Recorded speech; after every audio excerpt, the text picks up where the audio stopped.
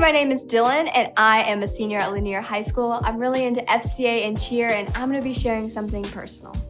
Okay, not that personal, just personal because, I'm a person and it means something to me.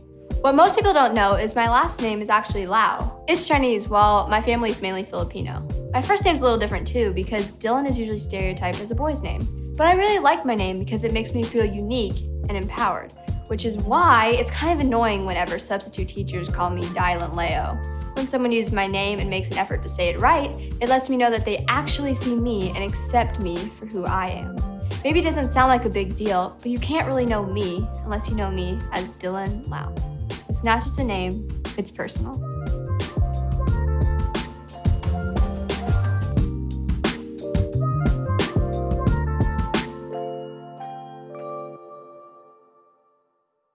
We had just returned from a retreat. It had been a long, long bus ride home. Not long because it took us 10 hours, but long because 3 students threw up on the bus. 3! Listen, as I tell you this story, I am already, just give me a moment, gagging from the memory of the smell that no amount of air freshener could ever cover. By the time we got back to the church parking lot, everyone was ready to go home, even me. I was so excited to get home, shower, to take a nap just for 1 second. But I noticed Megan still hanging around the front door of the church. Megan was a junior and had been a longtime member of our youth group. She was super active in the church, even though her parents didn't really come often. I was surprised she didn't have her car at church, and even more surprised she had not bummed a ride home with one of her many friends. So I decided to wait with her. I offered to drive Megan home, but she insisted on waiting for her mom. After an hour of us just talking and waiting, I told Megan, come on, I'll give you a ride home. I could tell she was anxious about me driving her home, though I wasn't sure why. I felt like I knew her pretty well, and in my mind, wasn't sure about why she was so anxious about me taking her home. When we pulled up to Megan's house, the first thing I noticed was a wheelchair ramp. I didn't remember anyone in her family that used a wheelchair, so I asked her about it. And listen, I just was bold in my asking, and immediately she got really quiet. And I regretted asking about it because of how uncomfortable it made her feel. Megan then began to tell me that her dad had a stroke last year and could no longer walk, and I felt super terrible. She told me about how her mom had become his caregiver and how hard life was since her dad couldn't work anymore. And I felt terrible because Megan shared how embarrassed she was that her dad now needed care. And she no longer had friends over to her house because she didn't want anyone to see him like that. I hadn't known any of this before, and I saw Megan on a weekly basis. I sat and I just listened. I had no idea what Megan had been holding on to, what she was going through, and honestly, after that conversation, I realized I barely knew her story. I had no idea what had been happening with her family. I thought I knew Megan, but until I pulled into her driveway to drop her off, until I asked that one question, until I sat and listened, and I really had no idea what she was actually experiencing in her life. I thought I knew her, but I just saw a glimpse of her story.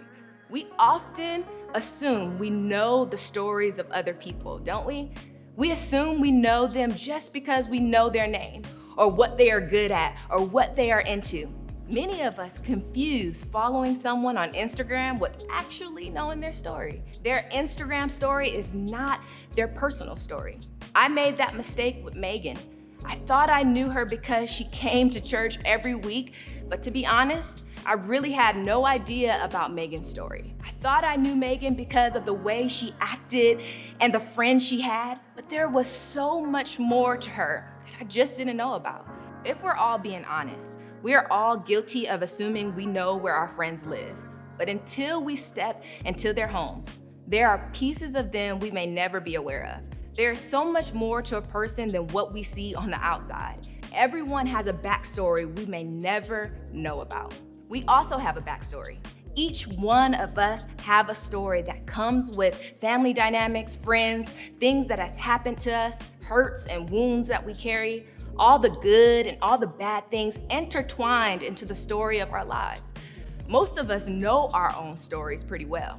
And those moments where we might break down and just cry or lash out at a friend in anger, we look for people to understand our stories better in hopes that they can understand us.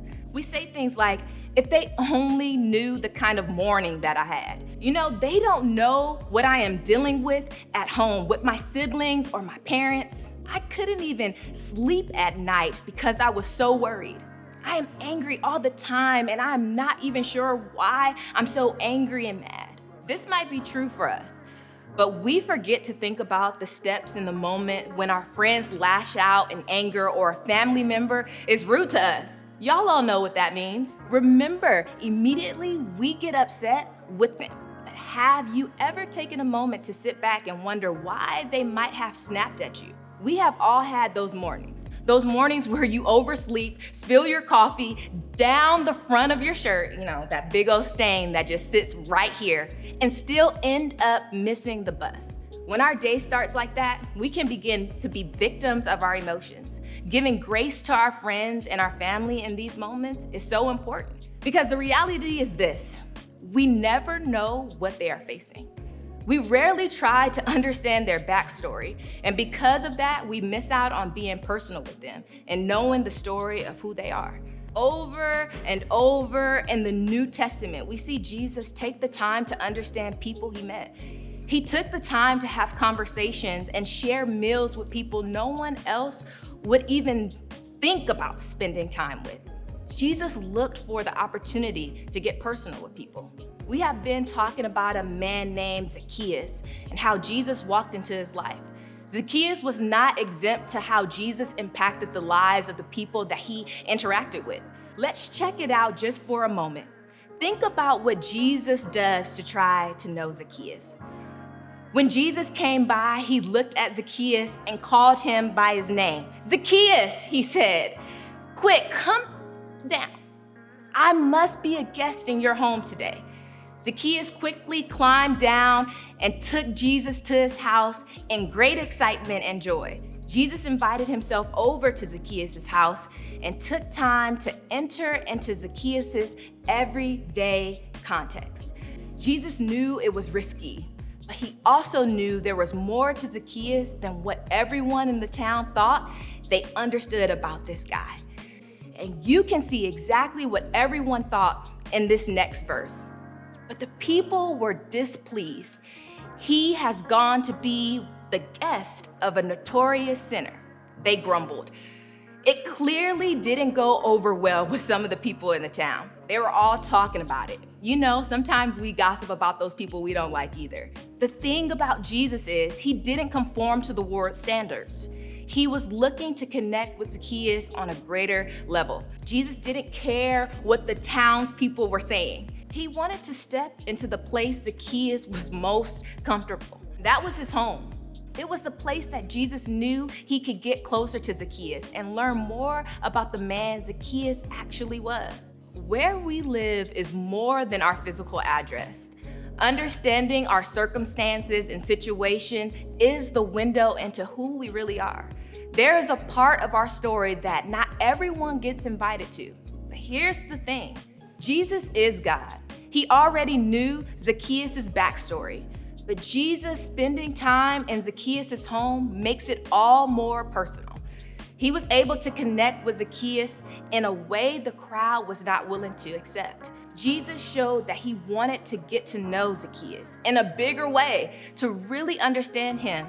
And he did it by getting personal and showing up where Zacchaeus lived. When it comes to understanding our own stories and the stories of other people, we can take a look at the life of Jesus as he sought out ways to get personal with people and understand their stories. Take a look at this verse in Philippians. You must have the same attitude that Christ Jesus had. Though he was God, he did not think of equality with God as something to cling to. Instead, he gave up his divine privileges. He took the humble position of a servant and was born a human being. When he appeared in human form, he humbled himself in obedience to God and died a criminal's death on a cross. Jesus stepped into our world as a human. He walked the earth to step into our story, to experience our world and where we live. Jesus made God personal for us. When we read the story of Jesus, he sometimes forget that moments that allow Jesus to understand and connect with our own stories. Same exact moments from your story may not have happened to him, but we can't forget that as a human, Jesus, he was once a baby who cried all night, just like you and I. He had to deal with siblings. He was forgotten by his parents. He experienced loss as one of his best friends died. He questioned his purpose. He dealt with people ridiculing him and doubting him. You know, he knows. He knows the hurt you carry, the worry you have. He knows the doubt you have in him and the things that keep you up at night. He knows your hopes, your dreams, your prayers. He doesn't simply know them. He wants to step into your home, the place that is personal to you. Maybe that's your room, and wants you to know that he doesn't just know your story, he understands it. Here's the truth. It's personal because Jesus understands your story. Since he can understand our story, we can take steps in our lives to connect with him, connect with ourselves, and connect with others. Let's get real for a second. It can be hard to let people into our lives and let people know where you live. It can be easy to hold on to our secrets because we don't want people to judge us. Listen, I get that. We think in our minds about the responses that other people will have about our stories to our lives. So we hold tight to them. Sometimes we can even feel that our stories are too big to handle ourselves. So how can we expect someone else to get it? The beautiful thing is when we can begin to boldly share our stories with other people, it gives them this sense of permission to share their story too. So where do we start? Here are a few ideas. For some of you, your first step is to wrestle with the idea and acknowledge that Jesus knows you, all the pieces of you, and that he wants to step into your story, that he can understand your story, your situation, your emotions, and he loves you. Jesus knew Zacchaeus, all the rumors about his life, how he was the outcast from his community, how people hated him for his job, and how he treated others.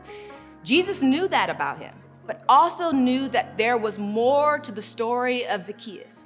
Jesus wants to step into your life, wants to get personal with you, just as he did with Zacchaeus. For others, your next step is to let someone else into your story. I know that may be difficult. I don't think it should be some random stranger, but someone you know already, that you know has your back, and someone you want to share your story with. This is a huge step. I know, and I think we all get it. But if you knew that they already cared about you, they were for you and wanted to understand your story more, why not start with letting your small group leader in? That adult that sits and listens to you every week, who shows up here to see you. And here is a secret that I just want to let you all in on. They have their own backstory too. Why not share a little more with your small group? This is just a huge step, but what if you could give the gift of allowing someone to go second by being first to share your story? Talk about your backstory. Allow your group to see who you are when you are not with them. When you share your backstory, you are opening the door for someone else to have the freedom and the courage to also share their backstory. Allowing someone to see who you are behind closed doors can allow you to make connections with people you might have never connected with before. And the thing that makes you feel different could be the thing that connects you with someone else. Then, for others, it is time for you to really understand the story of other people. We have to create safe spaces in our lives to get to know others. We often act like the crowd towards Zacchaeus, how they counted him out. We see what is on the outside, see their actions, And we pass judgment on other people because of it. Maybe it is how someone dresses. You maybe don't like how they look, their reputation, or how they have a different culture than you, or simply because you aren't sure what you both have in common. Take the step to get personal with someone else and understand someone else's backstory, to listen, to actually hear them for who they are. Our lives can change when we allow people to see who we really are, to understand our stories, and even more when we can begin to understand the stories of others. So just as Jesus took the time to go to Zacchaeus' home to understand Zacchaeus' backstory, Jesus wants to be invited into your life too. Jesus wants to understand every part of who we are because our relationship with him is personal. So think about this for just a moment. What would it look like to have others understand your story and for you to understand theirs? We have the opportunity to get personal, to really understand one another and to see how God is moving in the story of our lives.